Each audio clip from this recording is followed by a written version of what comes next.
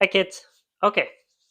Night of the Living Dead, the 1990 version. So we'll talk about the remake a little bit. So there's the copyright issue with the original 68 version and the rights. They copyrighted the wrong title, which meant that the film was basically public domain. Romero sued distributors, but they were bankrupt. So couldn't get any money out of it. And then around this time, there was talk of studios making a remake. So Romero wanted to kind of get ahead of that, make his own remake, maybe make a little bit of money off of a film he never made any money off of. It's similar to 10 years later, not 10 years later, 6 years later, Texas Chainsaw Massacre, right? That film comes out, big hit, changes things. Uh, Nobody really saw any money from it. Um, so Romero rewrites the screenplay. He puts ideas in that he had for the original that he, for various reasons, did not execute in that film. He also sort of updates the film a little bit. Teams up with John A. Russo, comes in to produce the remake. He was also responsible for helping Romero write the original screenplay and producing that one.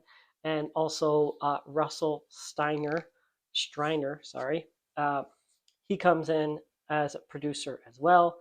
He was Johnny in the original one, Coming to Get You, Barbara. He was also the producer of that version, and he had teamed up with John A. Russo for The Return of the Living Dead. That was based on his story. So after Romero and Russo separated, they kind of took different rights to titles from Night of the Living Dead. So um, Romero continued on with Dead in the title, and Russo got Living Dead. So he goes on and makes The Return of the Living Dead, and that series, Brains Where the Zombies Talk, opposed to this. So they're kind of cousin films, you could say.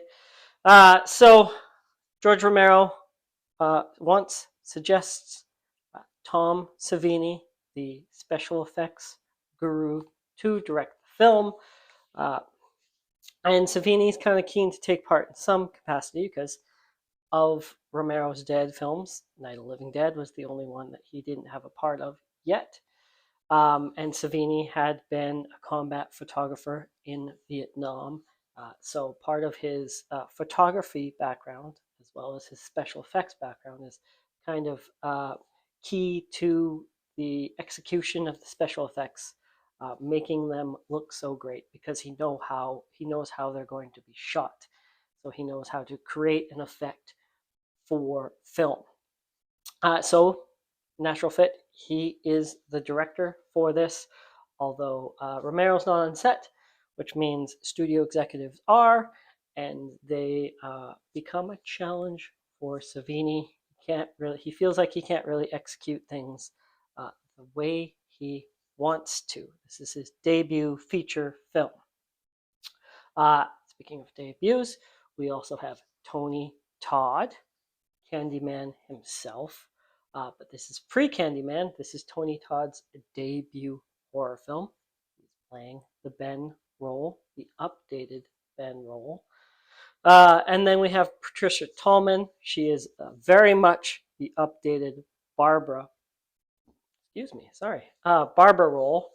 She had worked with Romero before. She was in Night Riders and Monkey Shines. She will be appearing in the cast of another film I'm going to talk about in this horror series. And then I can't go without mentioning Bill Moseley, genre fans. He plays the Johnny in this one. His breakout is Chop Top, Texas Chainsaw Massacre 2. Everett Burrell is who Tom Savini chooses kind of to head up the makeup department.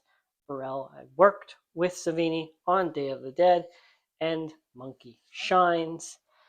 And yeah, so Savini has not directed a feature-length film since this. This is his only one. He does direct segments of horror anthologies and things like that. He directs shorts. He directs episodes of television. He does not direct a feature film by himself again, except he has one in development, so we shall see. It is titled at the moment Nightmare City. It's very much continuing on Romero's Dead theme and series.